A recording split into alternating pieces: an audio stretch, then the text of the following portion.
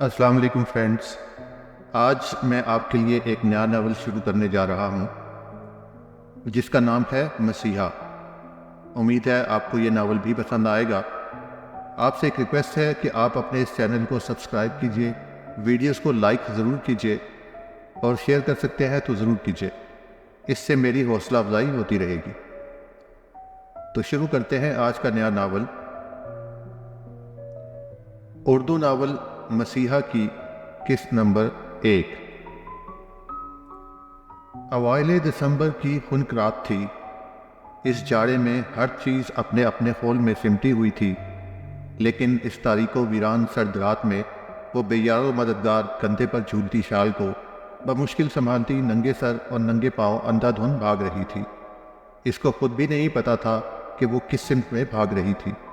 सख्त सर्दी की वजह से इसकी टांगें शल हो गई थी और एक दो बार तो वो ठोकर लगने से मुंह के बल गिरते गिरते बची थी, लेकिन फिर खुद ही संभल गई। वो भागते भागते बहुत दूर निकल आई थी। इस बात का अंदाज़ा इसे खुद भी हो चुका था। प्यास की शिद्दत से इसका गला खुश्क हो गया और वो निढाल हो गई थी। इसने आसपास नज़र दौड़ाई, लेकिन कहीं भी करीब से पानी की कोई उम्मीद इसको नज़र न आई और अब पानी के बगैर उसका चलना दुश्वार लग रहा था।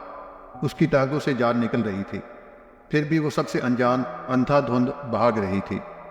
तभी तो वो इतनी दूर आ गई थी, सिर्फ इस खदशे से कि कहीं वो लोग इसको पकड़ने के लिए इसके पीछे ना आ रहे हों। उन्हीं के डर से तो वो घर से इतनी दूर कहाँ से कहाँ निकल आई थी। उसने डरो खौफ से इस वीरान जगह को देखा, लेकिन इसको कोई जाय पनाह नहीं मिल रही थी। कुछ भी समझ नहीं आ रहा था। चलते चलते वो फिर आबादी की तरफ मुड़ी, लेकिन तब तक इसके हवास डूब चुके थे। इतनी शदीद सर्दी इसकी हड्डियों में उतर रही थी। आंसू इसकी आंखों के बंद तोड़कर गालों को भिगो रहे थे। भागते भागते एकदम से इसके सर में दर्द की एक लहर उठी। इसने सर को थाम लिया। उसको सामने से आती गाड़ी की हेडलाइट्स तो नजर आ रही थी, लेकिन इसको ये नहीं पता था कि वो खुद किस तरफ जा रही है। गाड़ी बहुत तेज रफ्तारी से आ रही थी। अचानक ही सामने आ जाने वाली लड़की को देखकर जैन ने बमुश्किल ब्रेक लगाए थे, लेकिन तब तक वो गाड़ी से टकरा चुकी थी। टक्कर इतनी जोरदार थी कि वो संभल ही न सकी और मुंह के बल सड़क पर गिरी। उसका सर सड़क पर बहुत जोर से टकराया था। दर्द की एक शदीद सी लहर इसके पूरे जिस्म में सरायत कर गई। इसने दर्द को दबाने की एक नाकाम कोशिश की, लेकिन बेसूद। गाड़ी के टायर बहुत जोर से चिरचिराए थे। क्या हुआ? वो चौंक कर सीधा हुआ। उफ, पता नहीं, अब ये सामने कौन आ गई? जैन को कोफ्त हुई, जबकि दारैन इसकी बात को सुनकर फौरन डोर खोलकर बाहर निकल आया था। उसने लाइट्स की रोशनी में लड़की को मुंह के बल गिरे देखा था। इसके माथे से खून बह रहा था। दारैन ने अपना एक घुटना ज़मीन पर रखकर इस लड़की को सीधा किया और उसकी नब्ज चेक की, और फिर जैन की तरफ देखा। गाड़ी का बैक डोर खोलो जल्दी, उसने जैन को इशारा किया। वो एकदम से बिदक गया था। क्या मतलब भाई? जैन चौंका। मतलब गाड़ी का दरवाज़ा खोलो, ये लड़की जिंदा है, इसको हॉस्पिटल लेकर जाना होगा। मामूली सी चोट है, परेशानी वाली कोई बात नहीं। दारैन इसकी सांस वगैरह अच्छी तरह चेक कर चुका था, इसलिए इसे इत्मीनान हो गया।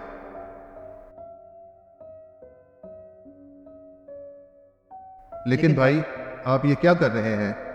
ये लड़की कौन है? इस वक्त इस हाल में यहाँ कैसे है?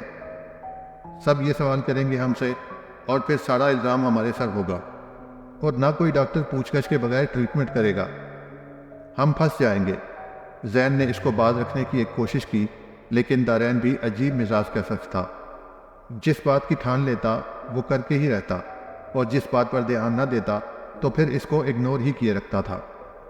डोंट वरी यार, मेरा एक दोस्त डॉक्टर है, उसकी तरफ लेकर चलते हैं। वो जो ठान चुका था उसने करना ही था। इसने खुद उठकर डोर खोला और इस लड़की को बैक सीट पर डाल दिया। फिर इसकी शाल भी उठाकर पिछली सीट पर फेंकी। पहले गाड़ी जैन ड्राइव कर रहा था, लेकिन अब वो खुद ड्राइविंग सीट संभाल चुका था। वो दोनों इस वक्त बिजनेस डिनर से वापस जा रहे थे जब रास्ते में यह हादसा हो गया। वो बड़ी रैश ड्राइविंग करके जैद के क्लिनिक पहुंचा था और लड़की को उठाकर अंदर ले आया था। क्लिनिक बहुत छोटा और मुख्तसर था। एक कमरा डॉक्टर के लिए और 3 कमरे मरीजों के लिए मखसूस थे। वो क्लिनिक 24 घंटे खुला रहता था, क्योंकि डॉक्टर की रिहाइश इसके ऊपर वाले पोर्शन में थी। दारैन जैसे ही इस लड़की को अंदर लाना चाहते हुए भी उसकी नज़र लड़की के सरापे पर गई, वो मबहूत हो गया था। वो बला की खूबसूरत थी, लेकिन इस वक्त इसकी हालत अबतर हो रही थी। ना इसके सर पर चादर थी और ना पाँव में चप्पल। उसने पहले पिछली सीट पर पड़ी उसकी शाल को उठाकर इसको ढांपा। बेशक वो इसको जानता नहीं था और ना ही इसको औरत जात पर एतबार था, लेकिन उस लड़की को देखकर खुद ब खुद ही इसकी नज़रों में एहतराम दराया था और अब इसकी इज्जत करना इस पर फ़र्ज था। डॉक्टर जैद ने इसका तसल्ली से चेकअप किया, इसके सर पर बैंडेज की और इसको इंजेक्शन और ड्रिप तजवीज़ की थी। खून बह जाने की वजह से इसको काफ़ी कमज़ोरी हो गई थी, जिसके लिए ड्रिप ज़रूरी थी। इसके बगैर कोई चारा न था। कितनी देर लगेगी जैद? दारैन ने ड्रिप का टाइम ख़त्म होने का पूछा। तकरीबन 2-2.5 घंटे लग ही जाएंगे, डॉक्टर ने ड्रिप की तरफ देखकर बताया। अब रात के 12:30 हो रहे थे, यानी अगर वो इंतज़ार करते तो 3-3:30 बज जाने थे। जैन को कोफ तो परेशानी हुई।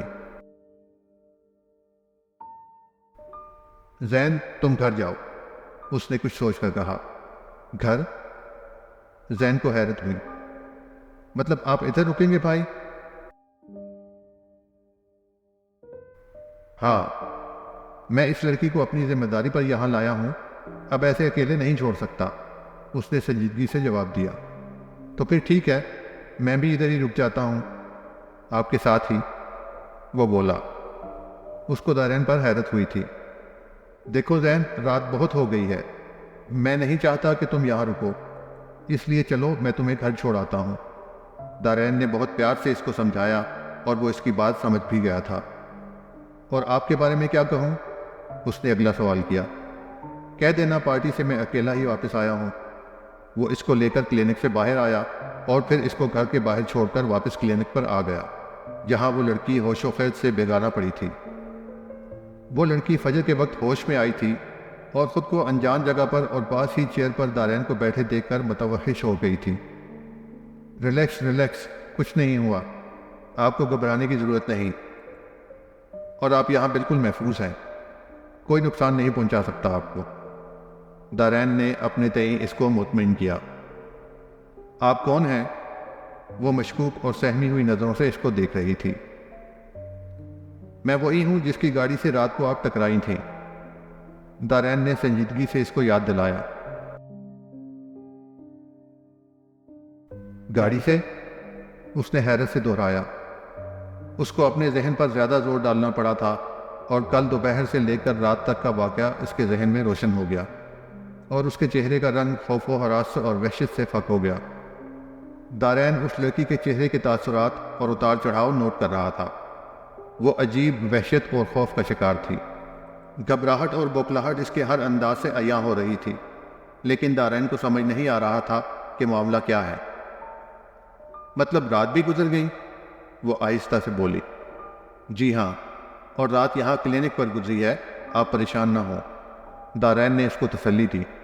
तब तक डॉक्टर जैद भी आ गया। वो फजर की नमाज पढ़कर आया था। उसने लड़की का तफसीली चेकअप किया और फिर इसको डिस्चार्ज कर दिया। अब आप इनको ले जा सकते हैं। डॉक्टर की इजाज़त पर दारैन चौंक गया।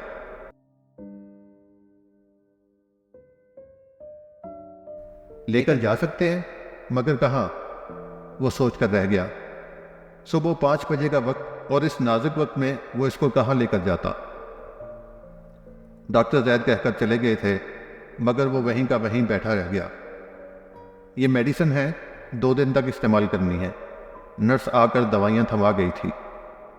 अब तो वहाँ बैठने का सवाल ही नहीं उठता था। दारैन खड़ा हो गया। आइए मेरे साथ, उसने लड़की को इशारा किया। कहाँ? वो घबराई। वो अब चाहकर भी किसी पर एतबार नहीं कर सकती थी। मेरे साथ?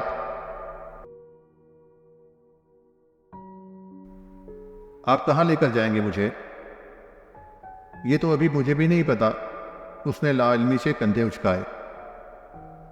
मैं नहीं जाऊंगी। अगर नहीं जाएंगी तो लोग शक करेंगे, डॉक्टर और नर्सें मशकूक हो जाएंगी। दारैन ने उसे हकीकत से आगाह किया। उसने दारैन की तरफ देखा। वो ठीक ही तो कह रहा था। वो पहले ही घर से भागी हुई थी। अब अगर वो यहाँ से न जाती तो और मशकूक हो जाती और फिर ये लोग उसको पकड़कर जेल में डाल देते। सोना चाहते हुए भी वो उसके साथ उठकर बाहर आ गई थी। दारैन ने इसके लिए फ्रंट डोर खोल दिया था। वो नकाहत से लड़खड़ाती हुई बमुश्किल करीब आई और फिर गाड़ी में बैठ गई। दारैन ने दरवाज़ा बंद किया और दूसरी तरफ से आकर ड्राइविंग सीट पर बैठ गया।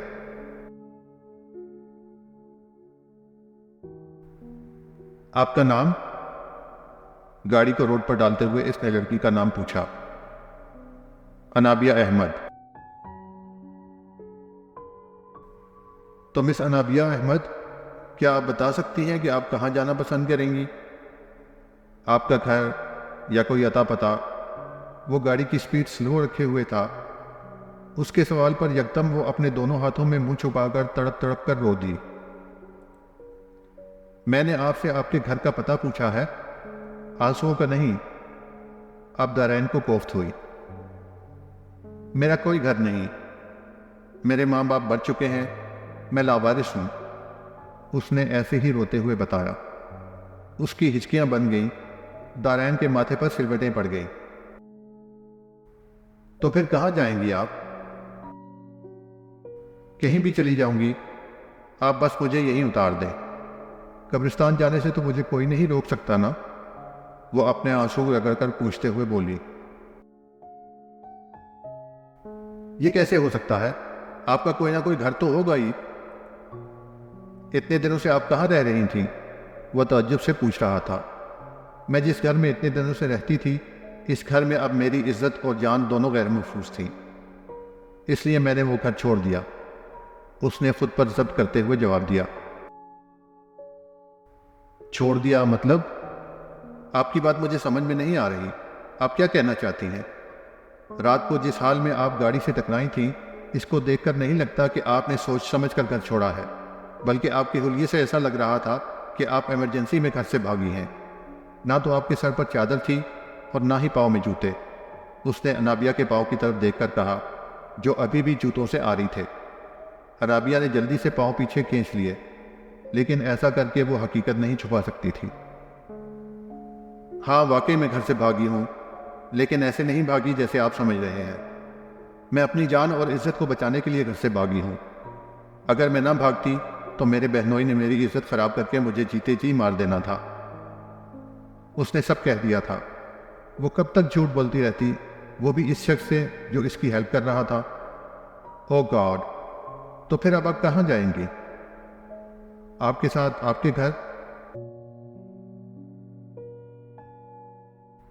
व्हाट? मेरे घर? दारैन का पांव यकदम ब्रेक पर जा पड़ा था। वो हैरत ज़दा सा इसकी शक्ल देख रहा था। यकीनन ये नेकी उसके गले पड़ने वाली थी। फिर अनाबिया ने रफ्ता रफ्ता इसे पूरी बात बतानी शुरू कर दी। माजी। मामी? बोलो। वो बड़े आराम से बेड पर बैठी नाश्ता कर रही थी जब बिया आहिस्ता आहिस्ता कदम उठाती उनके कमरे में दाखिल हुई। रायमा यूं ही गई हुई थी। वो मेरी तबीयत कुछ ठीक नहीं, डॉक्टर के पास जाना है, उसने आहिस्ता से कहा। 2-3 दिन से इसको बुखार था, लेकिन वो लापरवाही से फिरती रही थी। आज तो उसमें बिल्कुल ही हिम्मत ख़त्म हो गई थी और कमज़ोरी और नकाहत महसूस हो रही थी, इसलिए मजबूरन वो आविदा मामी के पास आ गई। तो चली जाओ, मैंने कौन सा रोका है, उन्होंने लापरवाही से कंधे उचकाकर कहा और फिर से नाश्ते में मसरूफ हो गई। वो अकेली? उसने रुहासी अंदाज में कहा। वो अब रो देने को थी। तो फिर किसके साथ जाना है? उन्होंने नाश्ता छोड़कर अबरू उचकाकर इसकी तरफ देखकर सवाल किया। अगर आप मेरे साथ चली जाती तो, उसने डरते डरते लड़खड़ाती आवाज में कहा। ना बीबी, मेरे पास इतना फालतू वक्त नहीं है जो मैं तुम्हारे साथ रक्षों में धक्के खाती फिरूं, उन्होंने रखवाई से कहा और फिर से नाश्ते में मसरूफ हो गई। वह खामोशी से इनकी तरफ देखकर सर झुका गई। अब यहाँ खड़ी मेरा मुंह क्या देख रही हो? जाओ यहाँ से, सारा मूड खराब कर दिया। वो बुड़बुड़ाने लग गई। वो मुझे कुछ पैसे चाहिए थे, दवाई और रक्शे के किराया के लिए। आबदा मम्मी से पैसे मांगते हुए उसको इतनी सर्दी में भी माथे पर शर्मिंदगी से पसीना आ गया था। लेकिन इनसे मांगना भी इसकी मजबूरी थी, क्योंकि इसके पास कोई और रास्ता भी नहीं था। सुबह दिए तो थे पैसे, कहाँ गए वो माथे पर बल डालकर खफकी से बोली। उसने सर उठाकर आबदा मामी के बिगड़े तेवर देखे और फिर जल्दी से सर झुकाकर आहिस्ता से बोली, वो तो सौदा सल्फ के लिए थे, सब खर्च हो गए। कल नाइमा आपी ने जो आना है। जब तुझे पता है कि सारे पैसे खर्च हो गए हैं, फिर भी मुंह उठाकर मांगने आ गई हो। तुम्हारे मामू की कोई फैक्ट्रियां नहीं चल रही और ना ही इनकी हराम की कमाई है जो मैं तुम पर ऐसे लुटाती रहूं। तुम खुद भी कुछ शर्म हया कर लिया करो। उन्होंने इसको खरी खरी सुनाकर अच्छा खासा शर्मिंदा कर दिया था। उनको कुछ कहने की इसमें हिम्मत ही नहीं हुई। बिया बिया बेटा, कहाँ हो? बाहर से जरीना खाला की आवाज़ आई तो वो अपने बेजान होते कदमों को घसीटती हुई इनके कमरे से बाहर निकल आई और जल्दी से अपनी आंखें साफ करके बाहर सहन में आ गई। अरे खाला, आप यहाँ? उसने नम आलू आवाज़ में आहिस्ता से पूछा। हाँ बेटा, तुमसे कुछ काम था तो खुद ही आ गई। और ये तुम्हारी आवाज़ को क्या हुआ? उन्होंने जवाब देकर अगला सवाल किया। वो कुछ भी। अरे पागल लड़की, तुम्हें तो इतना तेज बुखार है। कब से है बुखार, बताओ? अभी इसकी बात पूरी नहीं हुई थी कि उन्होंने इसके बुखार से सुर्ख होते हुए चेहरे को हाथ लगाया और इसके बुखार से तपते चेहरे को देखकर परेशानी से बोली, 2-3 दिन से। उसने धीमे लहजे में कहा। तो तुमने मेडिसिन क्यों नहीं ली पगली? वो खाला, मेरे पास पैसे। वो कहते कहते रुक गई। ओह, तुम यहीं रुको, मैं अभी आई। वो इसकी अम्मी की बहुत अच्छी दोस्त थी, साथ वाले घर में ही रहती थी। वो सब कुछ जानती थी, इसलिए इसकी मदद करती रहती थी। कुछ देर के बाद वो वापस आई। ये लो पैसे, मैंने बचा कर रखे हुए थे कि कभी ज़रूरत के वक्त काम आएंगे। और अब देखो आ गए काम। उन्होंने पैसे बिया के हाथ पर रखे। वो शर्मिंदा हो गई थी, हर बार ही वो ऐसे ही इसकी मदद किया करती थी। बहुत शुक्रिया खाला, उसने रोते हुए कहा। अरे रोते नहीं, और ना ही शुक्रिया की कोई ज़रूरत है। मैंने कोई एहसान नहीं किया तुम पर, तुम मेरी भी बेटी हो। उन्होंने प्यार से उसको डपटा। अब जाओ जल्दी से दवाई लो। लेकिन खाला, मैं अकेली कैसे जाऊं? मुझे तो कुछ पता भी नहीं। वो बहुत जल्द घबरा जाती थी। तुम घबराओ नहीं, मैं तुम्हें रिक्शे में बिठा देती हूँ, वो तुम्हें वापस भी ले आएगा। अगर घर में बच्चे होते तो मैं खुद तुम्हारे साथ चली जाती। उन्होंने फ़ौरन ही हल निकाला। ठीक है, फिर मैं शाल ले लूँ। वो कहकर अंदर कमरे में गई और शाल ओढ़कर बाहर आ गई। जरीना खाला ने इसको रिक्शे में बिठा दिया था। तकरीबन 2 घंटे बाद वो मेडिसिन लेकर वापस भी आ गई थी। बुखार की वजह से इसको काफ़ी कमज़ोरी हो गई थी। डॉक्टर ने इसको 2-3 दिन रेस्ट का बोला था, इसलिए जब से वो अस्पताल से आई थी अपने कमरे में थी और अब भी वो मेडिसिन लेकर लेटी ही थी कि अचानक ही कमरे का दरवाज़ा झटके से खुला और सफदर मामू गुस्से से कमरे में दाखिल हुए। इनके पीछे आबदा मामी और रायमा भी थी। उसको आज सफदर साहब के घर के आने का पता भी नहीं लगा था। अरे मामू जी, आप कब आए? उसने धीमी आवाज़ में पूछा और जल्दी से उठकर बैठ गई। वो इनकी बहुत ज़्यादा इज्जत करती थी। मैं कब आया इस बात को छोड़ो, ये बताओ आज कहाँ गई थी और किसके साथ गई थी? उन्होंने इसकी बात के जवाब में गुस्से से पूछा। वो एकदम से चौंकी। वो मामू में अस्पताल गई थी मेडिसिन लेने। वो गड़बड़ा कर बोली। अकेली? उन्होंने कड़क आवाज़ में पूछा। जी मामू। वो डर गई थी। जब तुझे तुम्हारी मामी ने कहा था कि वो तुम्हारे साथ जाएंगी तो तुम कुछ देर रुक नहीं सकती थी? मरने लगी थी क्या? सफदर अली इंतहाई बददिमाग और अक्खड़ मिजाज इंसान थे। जब वो बोलते थे तो फिर इनकी ज़ुबान जहर उगलती थी और वो ये भी नहीं देखते थे कि सामने कौन है। बस जो वो कह देते थे वही पत्थर पर लकीर होता था। वो शुरू ही से बड़े ज़िद्दी और गुस्सैल थे, लेकिन बीवी की बात वो बहुत मानते थे और अब भी ऐसे ही हुआ था। मामी ने कब कहा था साथ जाने का? वो हक्का बक्का ही रह गई। तो तुम्हारा क्या ख्याल है, वो इस उम्र में झूठ बोल रही हैं? वो और भी ज़्यादा गुस्से हो गए। लेकिन मामू, बस खामोश। आइंदा मैं तुम्हारी कोई शिकायत न सुनूं। बहुत तंग कर रखा है तुमने मुझे। उसने कुछ कहना चाहा तो उन्होंने हाथ के इशारे से इसको खामोश करवा दिया और फिर इसकी तरफ सरसरी नजर डालकर बुड़बुड़ाते हुए कमरे से निकल गए। इसका तो अब कुछ ना कुछ बंदोबस्त करना ही पड़ेगा, ये तो हाथों से निकलती जा रही है। उनके पीछे ही आबदा मामी और रायमा भी कमरे से बाहर निकल गई। वो तो बस इसकी बेइज्जती और बेबसी का तमाशा देखने आई थी।